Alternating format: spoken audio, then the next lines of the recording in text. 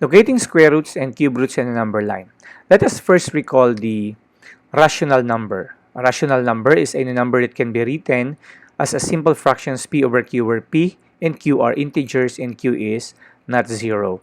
While an irrational number is a number that cannot be written as a simple fractions p over q, where p and q are integers and q is non-zero. So the numbers right here on the left or on the right are irrational numbers.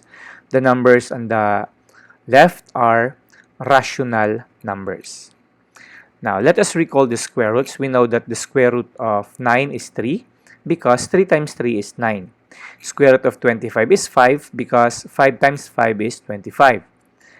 Square root of 64 is 8 because when you multiply 8 by itself 2 times, 8 times 8, that gives us 64.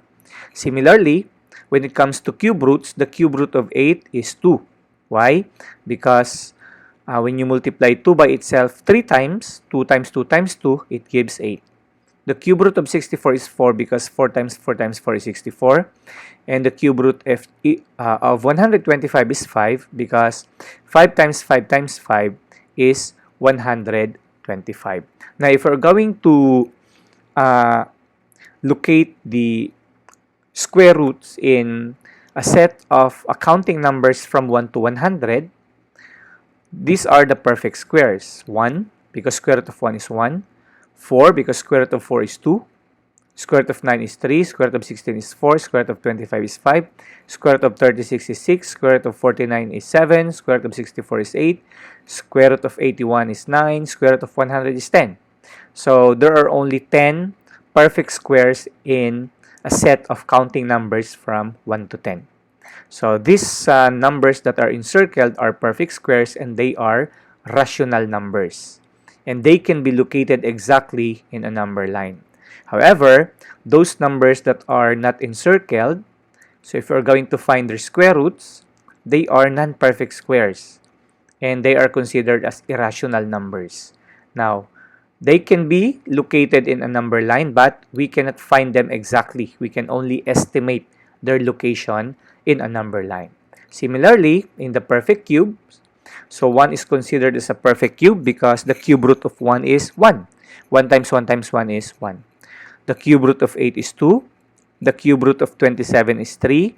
The cube root of 64 is 4. So the rest of the numbers are non-perfect cubes. And these perfect cubes are rational numbers and they can be located exactly in a number line. While the non-perfect cubes, these numbers that are non-encircled, so there's too many of them, they are irrational numbers and they can only be estimated in a number line. So how do we locate the perfect squares and perfect cubes exactly? And how do we estimate the non-perfect squares and non-perfect cubes in a number line? So this is our number line. And let us take this given example, square root of 25. So we know that square root of 25, when we evaluate this, the principal root is 5. So we can locate exactly where 5 is. So this is the location of 5.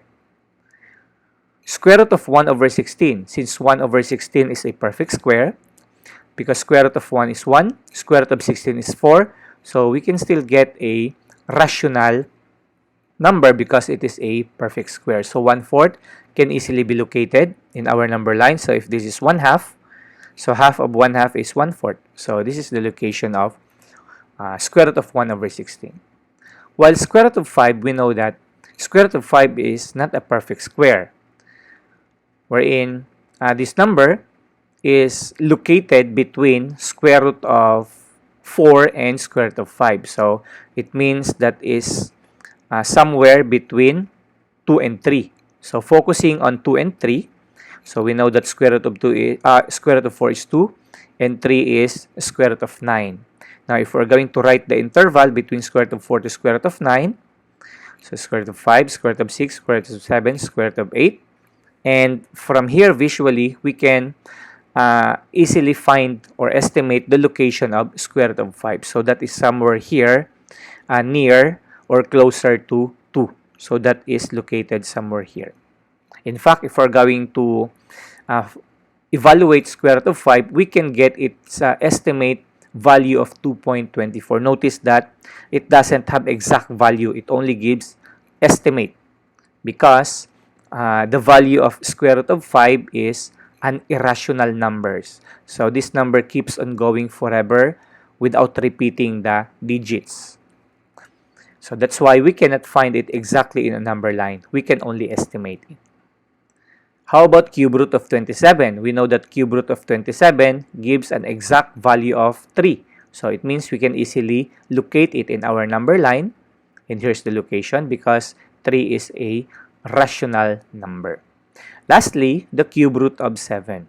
So we know that 7 is not a perfect cube, but 7 is located between cube root of 1 and cube root of 8. So if we're going to write the interval of cube root of 1 and cube root of 8, so cube root of 2, 3, 4, 5, 6, 7, 8. So we can easily locate the location of cube root of 7, and that is close to cube root of 8, which is 2. So it means that is somewhere here. Alright, so if we're going to evaluate cube root of 7 using calculator, this gives us an approximate value of 1.91. So it makes sense. 1.91 is very close to 0. So that is how we locate the square roots and cube roots, the rational and irrational numbers. So this is our square root of 25. This is the location of square root of 1 over 16. And this is the approximate location of square root of 5. The location or exact location of cube root of 27. And the approximate location of cube root of 7.